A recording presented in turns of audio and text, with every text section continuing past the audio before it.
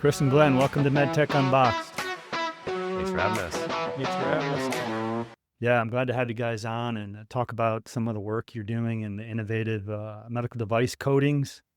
And we'll try to keep this quick to the point, about 20, 25 minutes, and get right into it. Now, what I want to do first is, Chris, if you can kind of walk us through some of the different platforms that you have. And I think I want to start with PolyXene, the kind of all-in-one in some regards, right? Coating for antithrombogenic, anti-inflammatory, and healing as well, right? Yeah, so that's kind of our flagship technology. It's called PolyXene F or PZF. It's a polymer technology that we can use for coating medical devices. It's been around for 30 plus years commercially. So it's got a nice long history. And really the highlights are, it's very pure, nothing in it that's going to be harmful to a patient. It's highly elastic, which is great at preventing coating loss, which is kind of the main issue you see with most coatings on implantables. And it's mainly designed for blood contacting applications, so it's highly antithrombogenic. It also promotes healthy endothelialization. And has some additional benefits, but maybe outside of blood contacting space in terms of it being anti-inflammatory. You have a nice video on your site. I figured you could walk us through this. It's less than a minute. It's really great. If you can, I'll play it here, Chris, and if you can kind of just, like I said, walk us through it, that'd be great.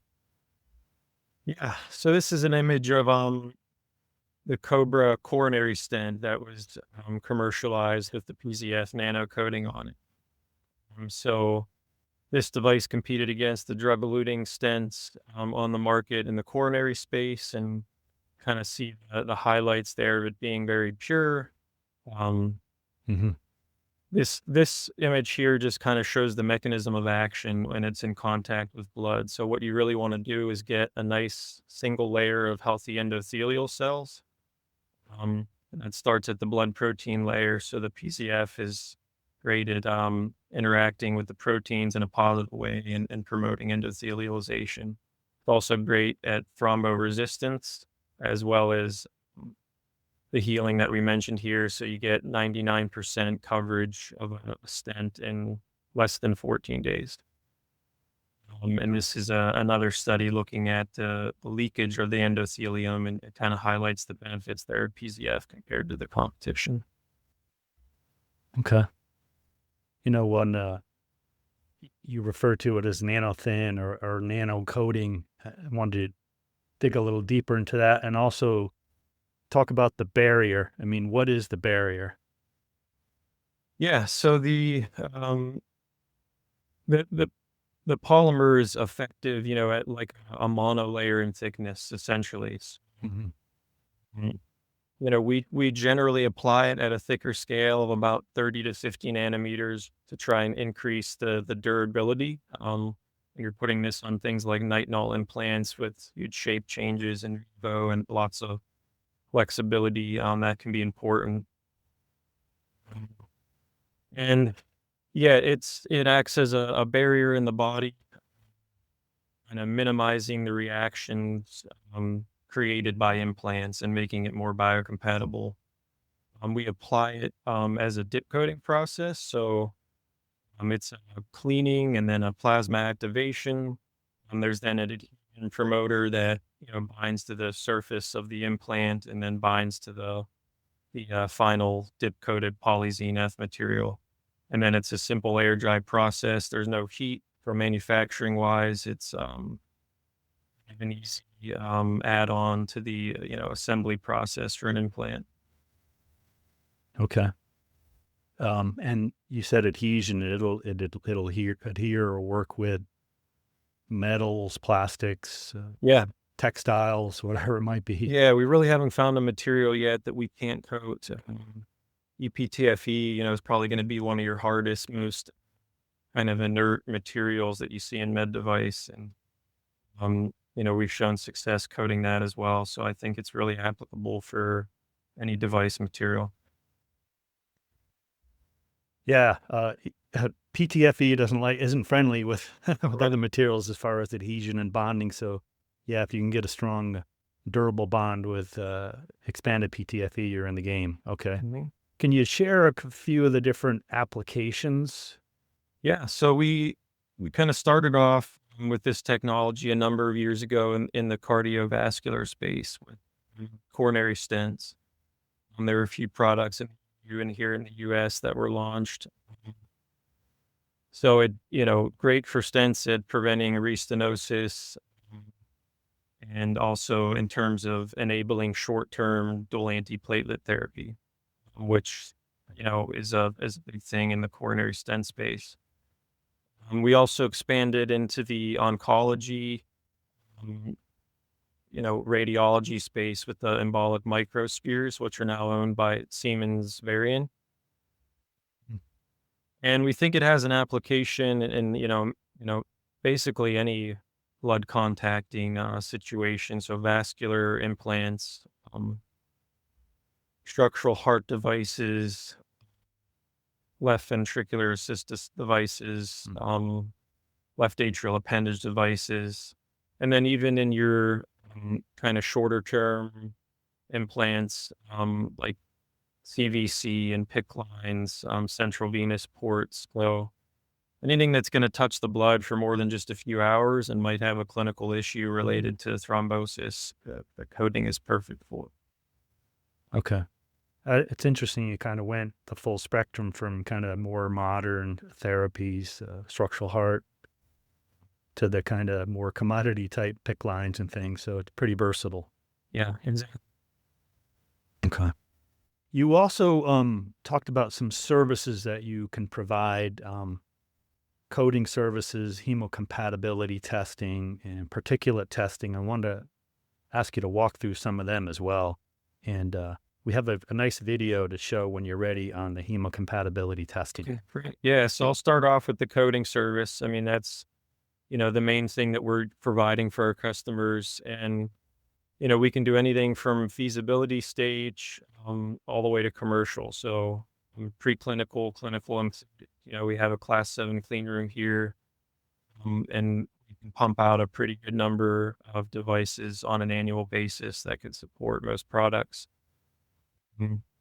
In addition to the coding service, we do a lot of the testing for our customers on the hemocompatibility side. So anybody that's putting a coating on the device that's going to go in blood wants to see it, work compared to their uncoated device. So we have a human blood flow loop test set up that we do in house. And yeah, you can roll that video and kind of walk through how we do that testing. Okay. And don't let me forget to share these two samples right after that. Okay. We'll talk about, Yeah. right? Okay. All right. I'll let you walk through this, Chris. Yeah, so we use ourselves as donors, or we get other donors to come and we extract blood that's mixed with heparin to reduce the coagulation in these in vitro loops. Mm, We will then take the blood and you will fill it into the simulated loops that you can see here. They have a one-way check valve, and then they're mounted on that stage there, that's used to create the pulsatile blood flow that you would see in vivo. And we can adjust the flow rate according to the anatomy and the application. We'll then incubate, at body temp, 37.5 degrees C for about an hour. We can certainly do that longer. We find that's kind of the sweet spot, though, to the customer, kind of guide us there.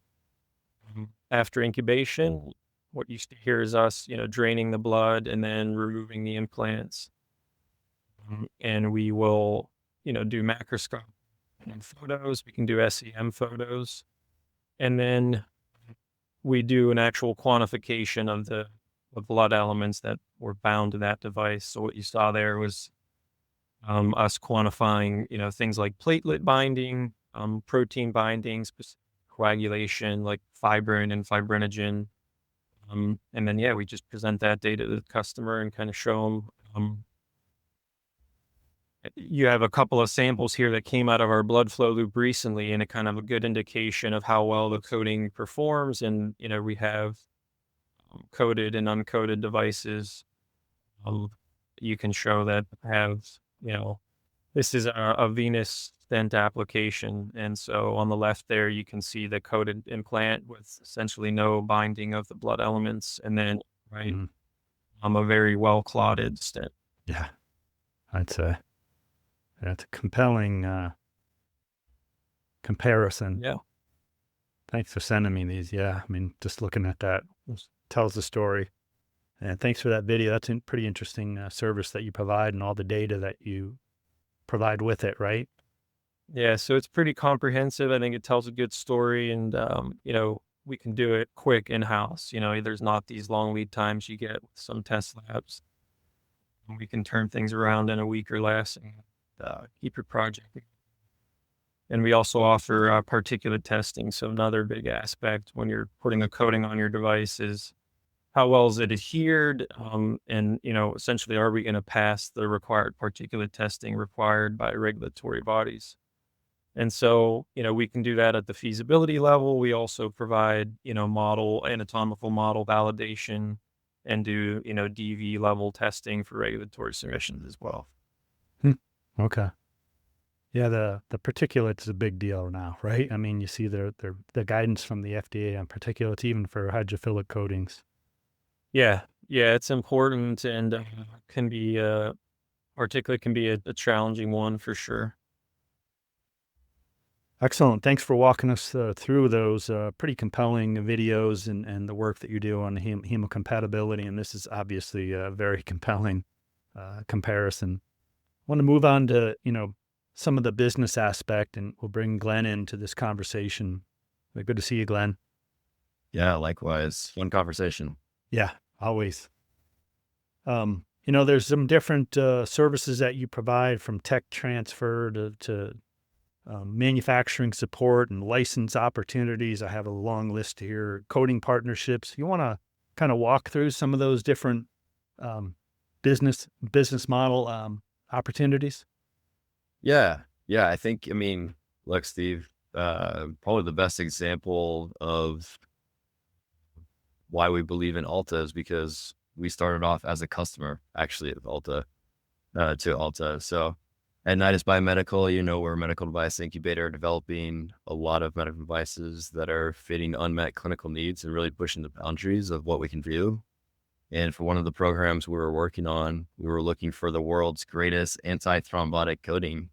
And so we stumbled across Chris and his team over at Alta as we were evaluating, I think, 33 different coatings out there. And we landed on an Alta for being the perfect fit for our product for a number of reasons, right? It had gone through MDR and FDA approval.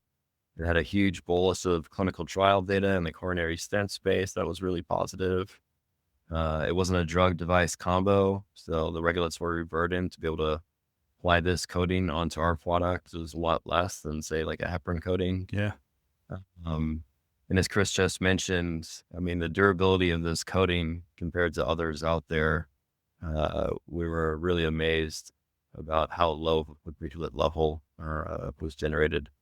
So it kind of checked all of those boxes. And because of that, such a positive experience, we ended up deciding to bring the portfolio in-house as one of our portfolio companies at the incubator. Okay. And it's been awesome to be able to work with Chris and his team down in Carlsbad and apply this technology to a whole host of other applications. We were working with companies in the neurovascular space, peripheral, cardiac. And so I think there's a huge application and a need for coatings like this, and you start to see it more and more out there. So in terms of those partnership opportunities, the last thing we want to do is make the business relationship an obstacle to be able to help patients out there. And so we're really flexible in the way that we work with customers. So I'm really excited about having royalty-free option, whereas some are more traditionalist and like the royalty approach to kind of keep the costs lower up front. So yeah, really flexible in the business side of things. Glenn, you said something earlier that you kind of evaluated 30 different coating companies. I didn't even know there was that many, but there are, I believe you. And through that evaluation, you chose Alta. That's pretty impressive. I, again, didn't Yeah. realize there were so many. Yeah. It was it was a big effort. It took us a couple of years and lots of dollars to be able to make that judgment call. And obviously we put our money where our mouth is, and now Alta is part of the family. Great. You mentioned royalty free. That's been one of the challenges with coatings, right? Talk to us just a kind of an example of kind of how you do work with somebody on like a tech transfer. I mean, Chris did a good job about the services, but just like kind of a transferring that technology to a partner. Sure.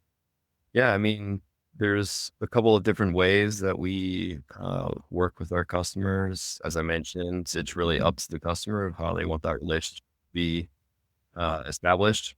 The simplest one is basically on a per unit basis. We can be the coating supplier, service provider. So we would continue to coat the products at Alta. It would just be part of that supply chain process. If customers are interested in bringing that process in-house, whether it's the coating process itself or also the synthesis of the raw PZF material, we're happy to transfer both of those internally as well. It can work with the strategic or startup company to do that. And in which case we usually do it on a field of use basis. So if somebody was really interested in the particular application within the neurovascular space, we could either license or sell that field to them for that application. Okay. Sounds like you're very flexible on how you can partner with somebody. Yeah. Again, the last thing, you put in all this blood, sweat, and tears into the product, and you finally figure out how to make a really awesome product to help a lot of patients out there. The last thing we want to do is let the business get in the way of helping patients. Yeah. Excellent. Guys, this is a real tight conversation. We covered a lot, and really appreciate your time. And it's a great platform. I look forward to following it further. We'll get this podcast out and hopefully generate some buzz from it. Yeah, really appreciate it. Thanks for letting us tell us the story. Yeah, awesome. All right, thanks, guys.